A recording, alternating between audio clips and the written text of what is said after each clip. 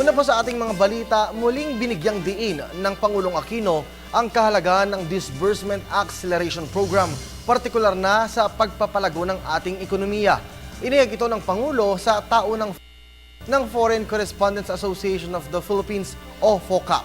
Bukod sa usapin ng DAP, sinagot din ng Pangulo ang iba't ibang usapin tulad ng economic foreign relations at politika.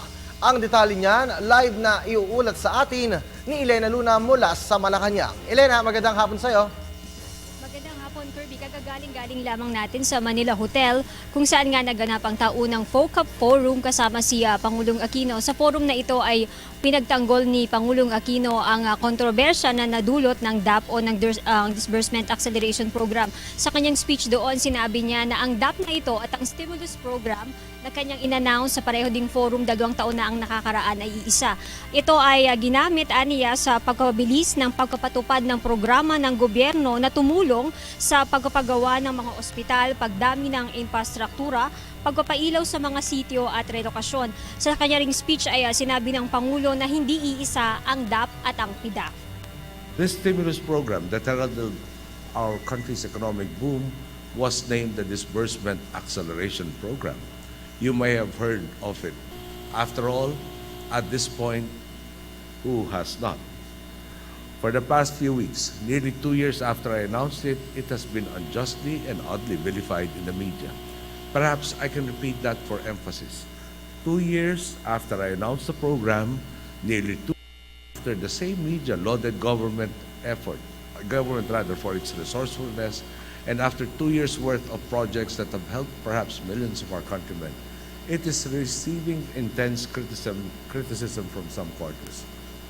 In fact, I was perplexed to hear that some people equated the DAP with PDAF, when simply it was a program that strategically allocated funds to agencies that had already proven the capacity to implement projects and programs rapidly and efficiently.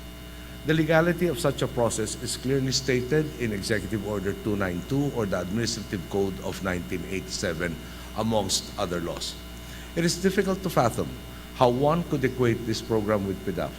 The only thing one could remotely relate to PDAF were those projects undertaken through consultation with our legislators. After all, just as we engage regional offices, local partners, and civil society in identifying projects, was it not also appropriate to hear the proposals of the elected officials of the land?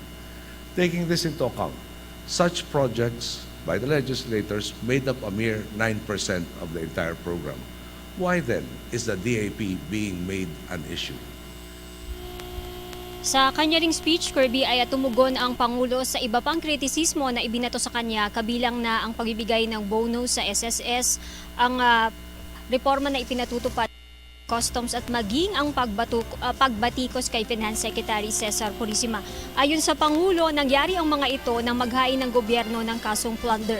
Kasabay nito, umapila ang Pangulo sa mga miyembro ng media na maging mga mamamahayag para sa taong bayan. Ask all of you only to continue pursuing your journalistic ideals. After all, upon all our shoulders, government, media, and private citizens alike, rests the never-ending task of protecting and advancing our democracy. In the midst of the cacophony of voices, the journalist must be able to separate the important from the frivolous, the spin from the facts, the malicious lies from the simple truth. I'm confident that you will pursue the type of journalism that those who came before us fought for and at times died for, the type of journalism that builds nations.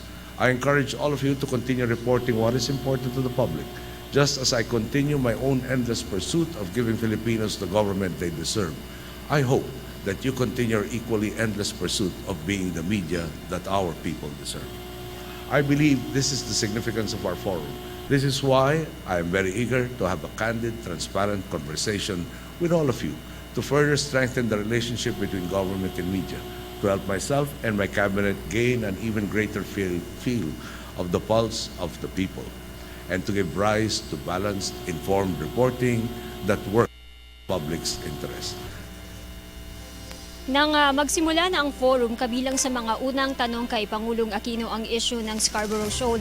Ayon sa Pangulo, walang nagbabawal na puntahan ito ng mga Pilipino kahit pa may mga concrete barriers na nakalagay doon ng China. we are not allowed to go to Scarborough Shoal seems to be an oxymoron. It is ours, and there is no rule that says we can go there. Freedom of navigation basically means guaranteed also by other various international agreements, amongst them UNCLOS, that you do have the right of transit. Concrete blocks. The concrete blocks, I'm told, are located within. I have to be very precise. What do we intend to do with them? They are, from our findings, they are very, very old concrete blocks. Some of them have barnacles attached to them. They are not a new phenomenon. So they don't seem to give us any reason to have an increase in anxiety. Do they pose a threat to navigation or to safe navigation? At the present time, I have not had information that they do so. So they don't present an immediate danger to any of our vessels or even those that would transit in the area around the Scarborough Shoal. The concrete blocks, I understand, are within the shoal.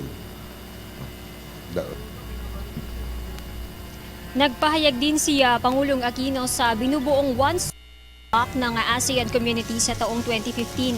Sinagot niya ang mga advantages ng Pilipinas laban sa ibang bansa sa ASEAN. Manufacturing has been going on in the country. We look at being one economic bloc. For instance, yesterday, I hope the Mexican ambassador will not mind if I say this, but in his courtesy call, when he presented his credentials, he did say that since there are so close ties between Mexico and the Philippines straight going back to the colonial period, then it is but logical for them to see us as the entry point towards the ASEAN region.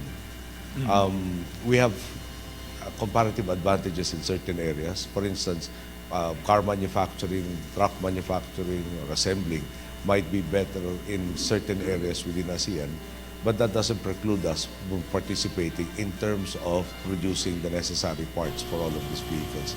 And there have been significant inroads in that aspect.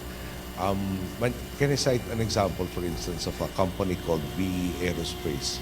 This is located, the first plant outside of North America and Europe, is in the Philippines, in Batangas in particular. They make the galleys, lavatories, other items within planes, and they have quite, might not be a perfect monopoly, but and seats also is another product. But basically all of the things within commercial airlines are product lines of this company, Aerospace. And they are actually, they set up the first plant outside of North America and Europe in the Philippines. The other aspect is the BPO sector, for instance. I was reminded that, I'm sorry, I forget the exact name, but it deals with issuing of visas and consular matters. A major portion for Asia, I think, if I remember correctly, I may stand corrected, of the UK government is being handled out of Manila already, and other countries are looking as to the efficiencies that can be gained by locating in the Philippines. I can go on and on about the list. Bottom line is, we have, again, advantages that makes us, comparative advantages that enable us to be a good player within this ASEAN community. And the bigger market redounds to more opportunities for our people and our companies. Mr. President.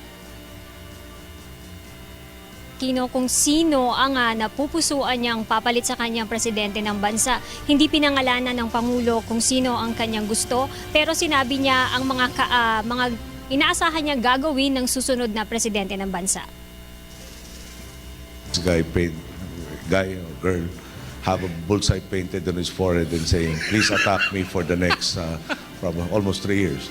So I think I will spare this people. But what qualities have you been looking into? At the end of the day, I think they will have to address that which has already been asked of me. What will happen after you step down? Then obviously you'd want somebody not just to continue, but perhaps improve on what has already been accomplished. In effect, we're asking them to step up higher, given that they'll be starting at a higher plane. I see. Did I get it right that you'll get married after you leave the presidency? If God wills it to happen tomorrow, then I'll gladly do it. But I'm not hoping that it will happen tomorrow. Yeah. Thank you very much. Kirby, hindi natatapos sa FOCAP Forum dito sa Maynila ang mahabang araw ni Pangulong Aquino. Mamayang hapon ay nakatakda siyang tumulak papuntang Bohol para balikan at kumustahin ang mga kababayan natin doon. At yan ang ating balita mula dito sa Malacanang. Sa tulong ng RTVM, ako si Elena Luna para sa Telebisyon ng Bayan. Maraming salamat sa iyo, Elena Luna.